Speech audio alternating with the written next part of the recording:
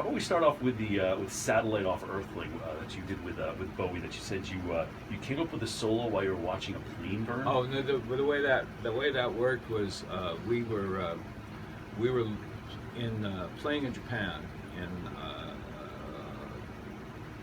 summer in '96 or early summer '96, and we were flying from supposed to fly from Fukuoka to Moscow, and we got to the airport, and there was a plane that had caught fire on the runway, and so they suspended all the flights. So they put us in a hotel room at the airport, and out my hotel room window I could see this plane that was just sort of still smoldering and like opened from the top, so you could see the seats and everything in it. And I had one of the early on my computer.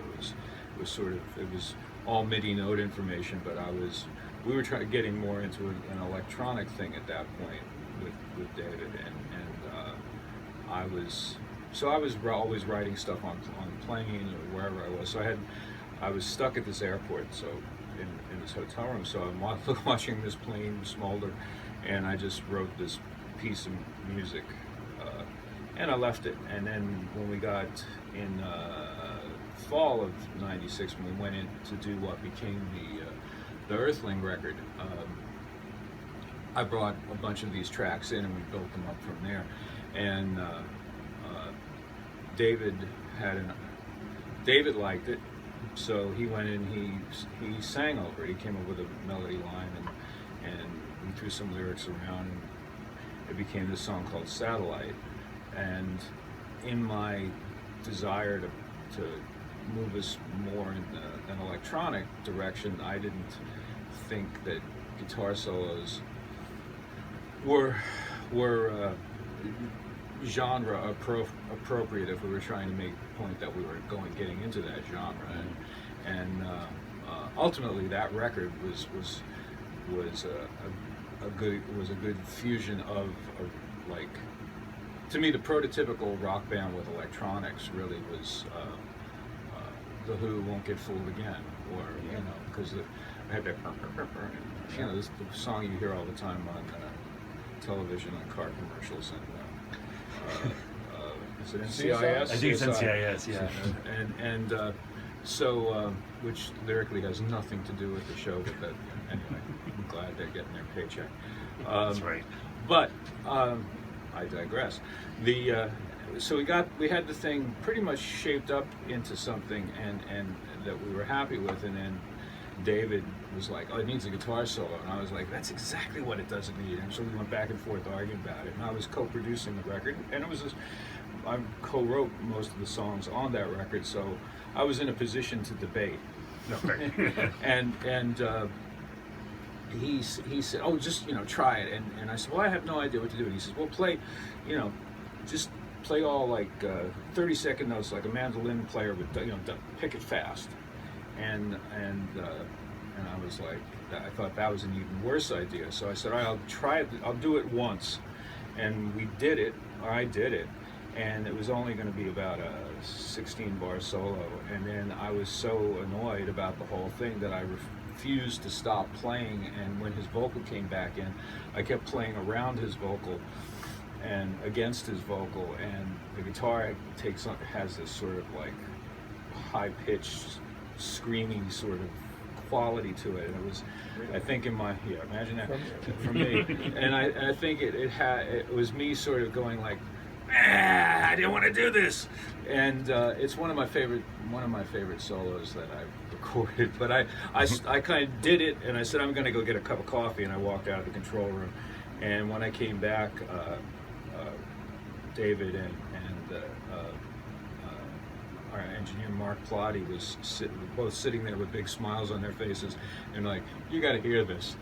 And I listened to it, and then I was like, "Okay, you were right." Do you find that becomes part of the process, that sometimes you'll work a long time on a specific piece, and compared to something that you almost threw away, you did it so short, you'll find that the shorter piece was almost the better thing that came out of it? Well, it's often you get too close. You know, you get too close to something, and it takes somebody else to make it. I was out of my. I mean, guitar solos are not out of my comfort zone, but the concept of putting a guitar solo on a piece that I saw as a more something that was smoother. It was like, I don't know how else to put it. It was just, I wanted the sound of the synths and the bass and the drums to carry this particular section, and that it would be like a quiet interlude, not a raging guitar solo.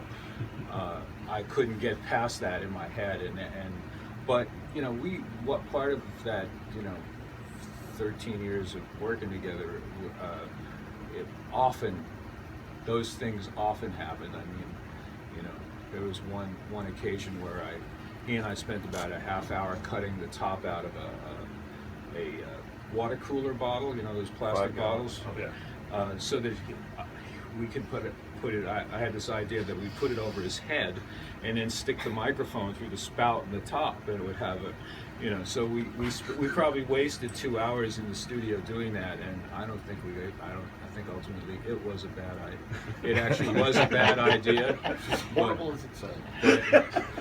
But you know, he was willing to humor me on that one. So, you know, we found a lot of good stuff by doing really stupid things. So did you at some point have a water cooler on David Bowie's head?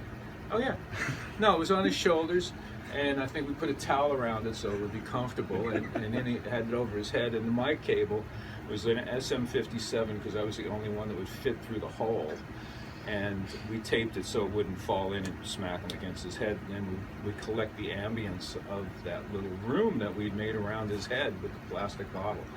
And I'm surprised that I didn't take a picture, but that was before, I think those days we didn't have cameras on our cell phones. Yeah, that would have definitely been a photo op right there. Yeah.